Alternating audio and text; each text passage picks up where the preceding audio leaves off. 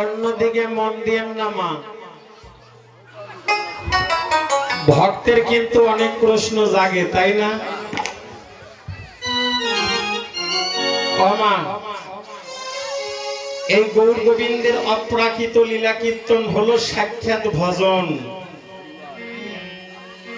কীর্তন কিন্তু আমরা দুই প্রকার করি, একটা হলো হরিনাম আর একটা হলো লীলা কীর্তন, তাই না বাবা? অনেক ভক্ত প্রশ্ন করে, এই যে আমরা নাম কীর্তন করি, লীলা কীর্তন করি, এই লীলা কীর্তন করে কি হয়? এমন প্রশ্ন জাগে না বাবা? অনেক জায়গায় কিন্তু শুধু নাম কীর্তন হয়, লীলা কীর্তন হয় না। প্রশ্ন কিন্তু সেখান থেকে আসে যে লীলা কীর্তন কি। আজকে কথাটা শুনে যান মা। চৈতন্য চরিতামৃতে বলল, একবার কৃষ্ণ নামে যত পাপ হরে, জীবের সাধ্য নাই জীবনে তত পাপ করে, তাই না বাবা? এখানে আমাদের বৃহৎ কৃষ্ণ লীলা সারা বলিতে বললেন, কৃষ্ণ বলিতে বলিতে যদি মরণ হয় কৃষ্ণের কোলে, তবুও নরকে যেতে হয় আত্মতত্ত্ব না জানিলে। উলধ্বনি দেন মায়েরা।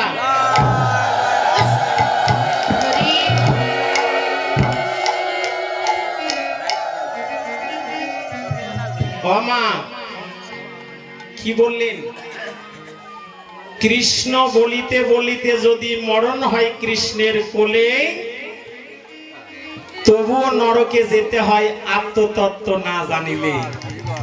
এই গৌর গোবিন্দের অপ্রাকৃত লীলা কীর্তনই হলো আত্মার তত্ত্ব। এটা কিন্তু বহির জগতের তত্ত্ব নয়। গুরুর কৃপা বলে যতক্ষণ আপনি আত্মার তত্ত্ব বুঝতে না পারবেন, ততক্ষণ আপনার অন্তরে প্রেম আর ভক্তির জন্ম নেবে না। যতক্ষণ আপনার অন্তরে প্রেম ভক্তি জন্ম নেবে না, কৃষ্ণ কথা যতই বলেন ওই কৃষ্ণের কখনো করুণা হবে না।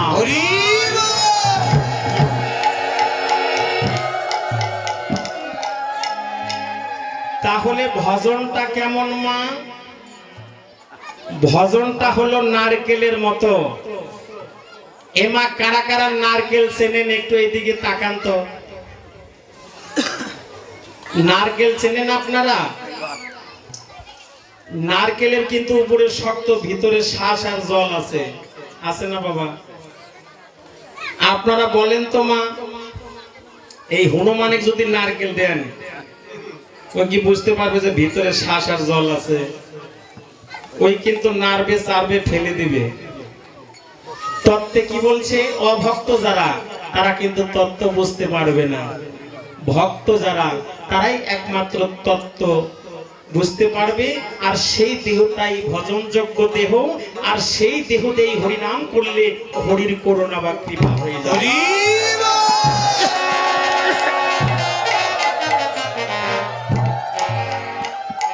এখন পদে বলছে, নায়িকার শিরোমণি হয়েছে কে? বামা নায়িকা। শুধু বামা নায়িকা নয়, নায়িকার শিরোমণি তত্ত্ব কিন্তু এখানে আছে মা, অন্যদিকে মন দিবেন না। নায়িকার শিরোমণি কারা মা বলতে পারেন? এখানে কীর্তন শুনতে এসে খালি শুনলে হবে না, হ্যাঁ না কিছু বলতে হবে। নায়িকার শিরোমণি কাকে বলে বলতে পারেন মা? আজকে সূর্য পূজার আসরে ক্লিয়ার হয়ে যান নায়িকার শিরোমণি কে। মা, ভারত বাংলাদেশের চলচ্চিত্রের যে নায়ক নায়িকা আছে, কার অভিনয় কেমন এটা তো আপনাদের মুখস্থ, তাই না? মাথা নড়ায় না কেরে মা? যদি সত্য হয় এবার করবেন, যদি মিথ্যা হয় একটা কিছু করবেন। বাংলাদেশ ভারতের চলচ্চিত্রের যে নায়ক নায়িকা আছে, সবারই অভিনয় আপনাদের জানা আছে। দেখা আছে। বলেন তো নায়িকার শিরোমণি কে তার মধ্যে? মহাজন বললেন, এই ভারত বাংলাদেশের চলচ্চিত্রের যে নায়ক নায়িকা আছে, এরা কি কখনো নায়িকার শিরোমণি? কারণ একটু মিলিয়ে নেন তো মা, ভগবান আমাদের এত রূপ দিছে তাতেও হয় না। ভগবান এত রূপ দিছে তাতেও হয় না, বিউটি পার্লারে যেতে হয় রূপ চর্চা করার জন্য, তাই না? চুল যদি লম্বা থাকে কাইটা খাটো করে, তাই না? আমি এই যে এলঙ্গি কয়রার মধ্যে নায়িকার শিরোমণি হব, ভাগবত সিদ্ধান্ত দিলেন। আসল কথায় আসেন, ভাগবত সিদ্ধান্ত দিলেন বিউটি পার্লারে গিয়ে যতই মেকআপ করো, যতই চুল কেটে খাটো করো, যতই রূপচর্চা করো, এদের নায়িকার শিরোমণি বলে না। নায়িকার শিরোমণিকে আজকে সূর্য পূজার আসরে শুনে যান। ও যারা মরা প্রতিভা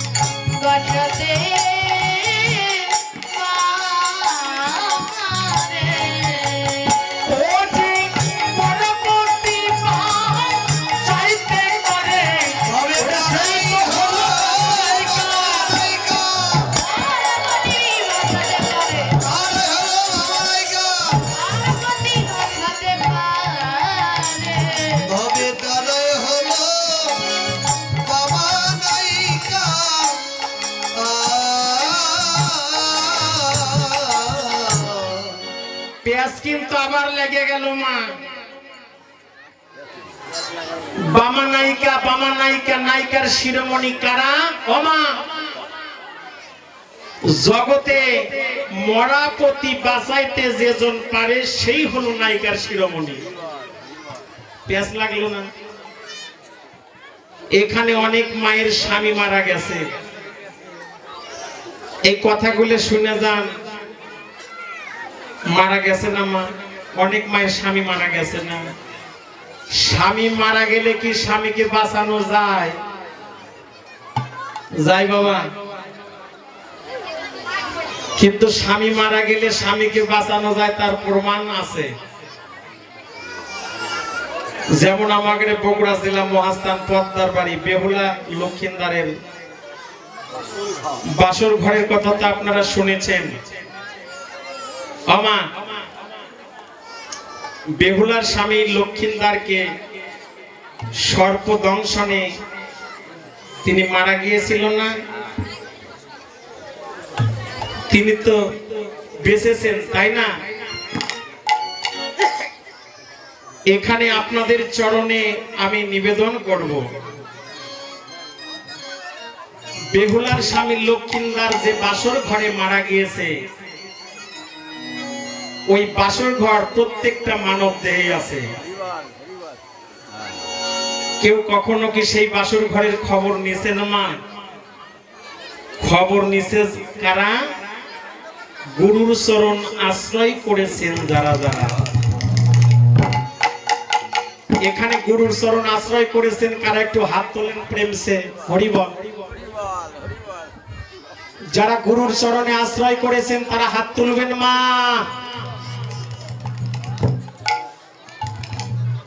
আপনারা গুরু মন্ত্র নেন নাই? যারা গুরু মন্ত্র নিয়েছেন তারা একটু হাত তোলেন তো। এই গুরু কিন্তু হাত দর্শন করবে যে আমার কে কে শিষ্য। জীবের নিস্তার লাগি নন্দ সুত হরি ভবনে প্রকাশ পেলেন গুরু রূপ ধরি। অন্যদিকে মন দেন না মা। যারা গুরুর চরণ আশ্রয় নিয়েছেন তারা তো নিয়েছেন, যারা নেন নাই অতি তাড়াতাড়ি নিয়ে নিবেন। কারণ গুরু মন্ত্র নিলে কি হয়, না নিলে কি হয় শোনেন। তত্ত্ব রসামৃত জ্ঞান মঞ্জুরিতে বললেন, অদীক্ষিত ব্যক্তির হাতে জল সেবন করা মন্ত্র সমতুল্য। অদীক্ষিত ব্যক্তি অন্ন সেবন করা মল সমতুল্য। অদীক্ষিত ব্যক্তি যাগযজ্ঞ তপস্যা ধ্যান ধারণা যাহা কিছু করবে সমস্ত কিছু বিফল।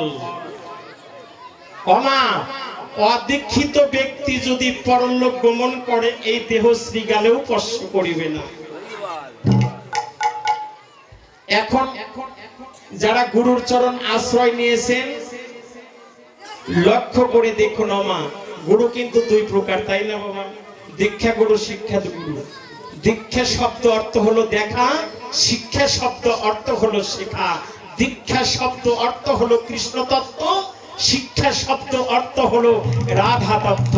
আপনি যদি শুধু দীক্ষা নিয়ে থাকেন কৃষ্ণকে জানবেন, রাধাকে জানা হলো না।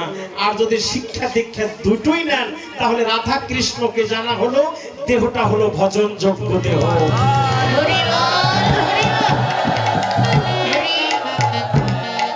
তাহলে মানব দেহে বাসর ঘর কোথায় আজকে দেখে যান। আজীবন শুনেছেন, আজকে দেখে যান বাসর ঘর কোথায় মা। লক্ষ্য কিন্তু আমার দিকে থাকতে হবে। আমাদের এই দেহটা 6 চক্রে গঠিত, তাই না বাবা?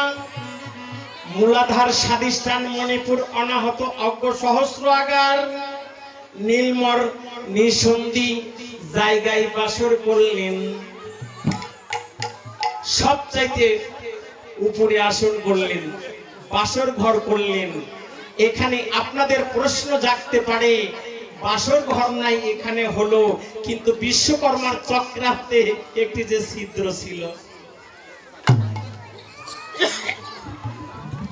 সেই ছিদ্র কোথায়? মহাজন জানায় দিলেন, আমাদের দেহের মধ্যে আছে ৭২,০০০ নাড়ি।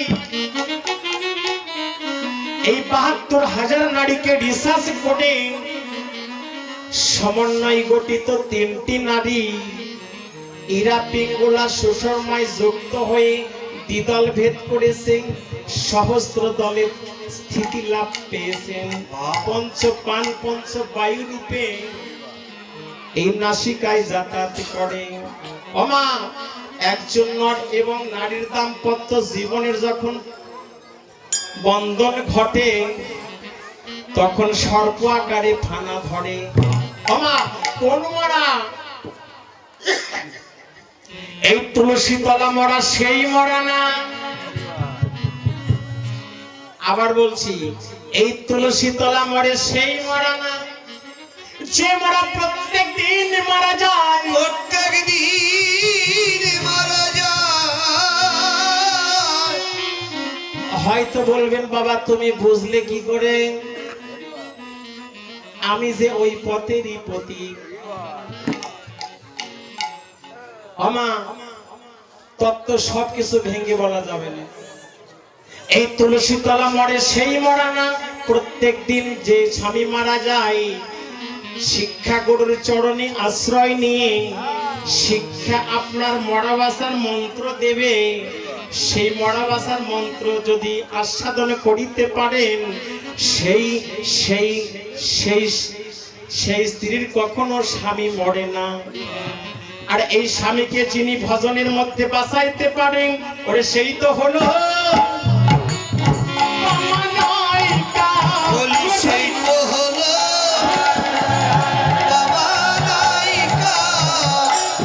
সেই তো হলো নায়িকা, সেই তো হলো বাবা নায়িকা। ওরে নায়িকারও শিরোমণি, সেই তো হলো বাবা নায়িকা। ওরে নায়িকারও শিরোমণি, সেই তো হলো বাবা নায়িকা। ওরে সেই তো হলো বাবা নায়িকা, নায়িকারও শিরোমণি, সেই তো হলো বাবা নায়িকা, নায়িকারও শিরোমণি, সেই তো হলো বাবা নায়িকা। ওরে নায়িকারও শিরোমণি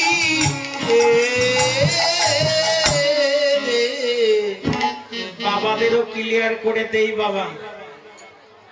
সাপ দেখেছেন? এ মা কথা বলবেন না। সাপ দেখেছেন কি আপনারা বাবা? এই সাপের প্রিয় খাদ্য হলো ভেগ, অর্থাৎ ব্যাং।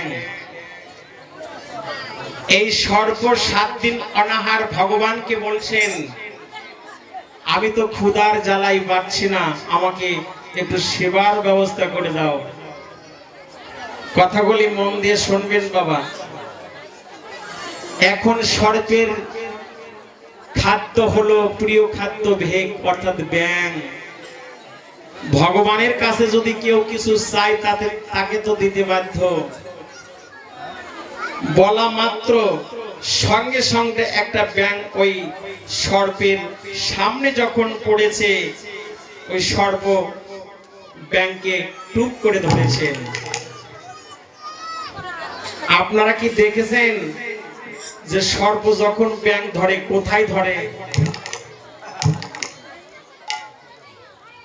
ওই ব্যাং সর্পের ধরে আগে 2টি ঠ্যাং। ব্যাং যত নড়বে তত সর্প আহার করে আরাম পাবে।